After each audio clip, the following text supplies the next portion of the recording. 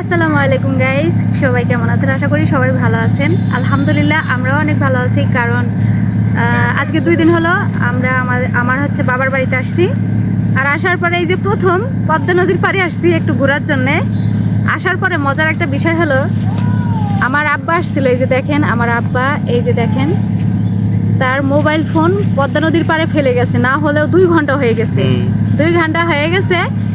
আর ভাগ্যের ব্যাপার, কি একটা ভাগ্য দেখেন, এই মোবাইল পাইছি আমাদের একদম পরিচিত কাছের একজন কাকা, তার হাতেই ছিল।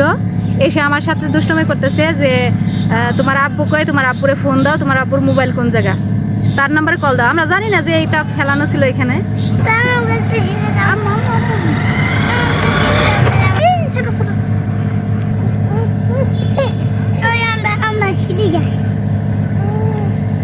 গাইস দেখেন নদীর পাড়ে বিকালবেলা, মানে সন্ধ্যার একটু আগে কত মানুষ মানে যাতায়াত করতেছে। আমরা চলে আসছি এখানে। এই যে আমাদের সেই পদ্মা নদী, অসাধারণ সুন্দর। কিন্তু এখন হচ্ছে বন্যার পানি হয়েছিল, পানি হওয়ার পরে এই যে দেখেন, এই যে এখানে মাটি পড়ছে, কমে যাওয়ার জন্য আর কি তেমন একটা ভালো লাগতেছে না। ওই যে গাইস দেখেন, ওনারা হচ্ছে ঘুরতে যাবে ওই পারে, মনে হয় না নৌকাতে করে ওই পারে ঘুরতে যাবে। দেখেন গাইস আমাদের এইখানে মানে বিকালবেলা অনেক সুন্দর একটা, চারপাশে অনেক সুন্দর একটা ইয়া হয়, মানে এমন একটা দৃশ্য। অনেক দূর দূরান্ত থেকে মানুষ এখানে ঘুরতে আসে। তবে আমাদের এইখানে একদম বাড়ির নিকটে থাকার জন্য আর কি, আমরা একদম নদীর নিকটেই থাকি, যার কারণে আমাদের কাছে তেমন একটা ইয়া লাগে না, অন্যরকম লাগে না।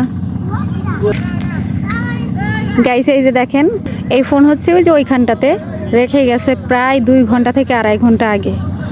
তো আমার পরিচিত এক কাকা পাইছে, পাওয়ার পরে দুষ্টুমি করতেছিল অনেকক্ষণ, মানে এইখানে রেখে গেছে। চিন্তা করেন 2-2.5 ঘন্টা এই মানুষ মানে সব সময় এইখান দিয়ে যাতায়াত করতেছে।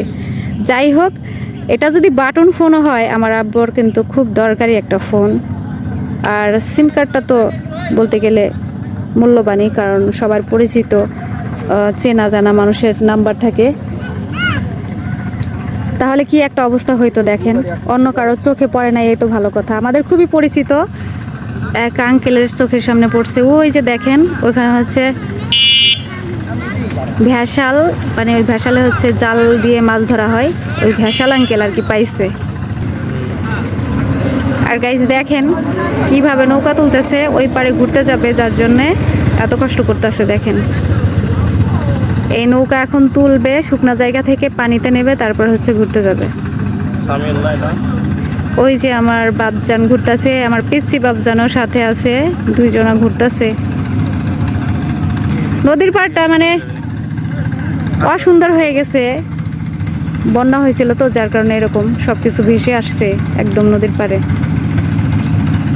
সেজো কাকা না, সেজো কাকা চলে আসছে। আমার বাপজানরা দৌড়াদৌড়ি করতেছে, খেলা করতেছে। এই যে হচ্ছে আমার পিচ্চি আম্মাজান, আমার ভাই, আমার চেয়ে ছোট, মানে বড়জন, 2 জনের মধ্যে বড়জনের মেয়ে।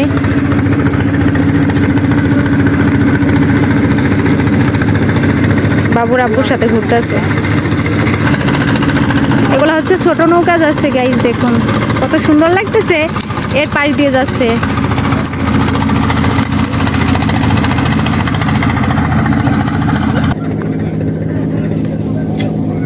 এই বাবা ওইগুলো হাত চুলকাবে কিন্তু, কচুরির ডাটা ফেলো ফেলো, হাত চুলকাবে আব্বু, হাত চুলকাবে, ফেলো। এটা আমার বাবা ভালো হাত চুলকায় ওগুলায়।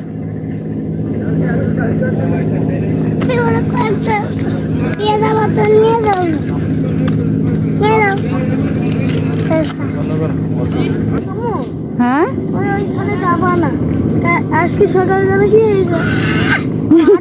আসছে, ওদিক যাওয়ার দরকার কি, ওখানে তো এমনি নিচ্ছু।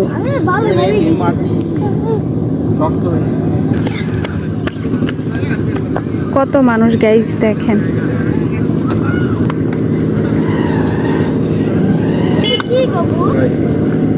আমার বাপজানেরা সবাই খেলা খেলতেছে নদীর পাড়ে। আমার ছোট ভাই আসতেছে, তো আমরা এখন মাছ ধরা দেখবো।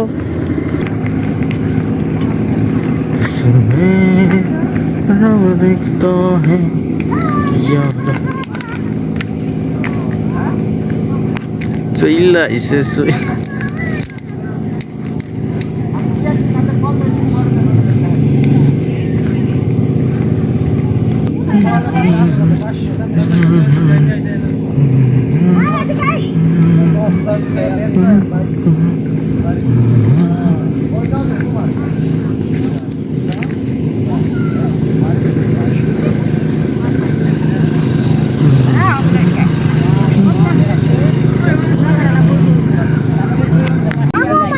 এই যে গাইস দেখেন মাছ, ধরে না হরেক রকমের মাছ, কয়েক রকমের মাছ রয়েছে।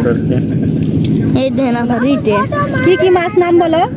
ইলিশ রিটে আর আর কি? মেলা পদের রিটা মাছ, ইলিশের মাছ আর কি? বাবা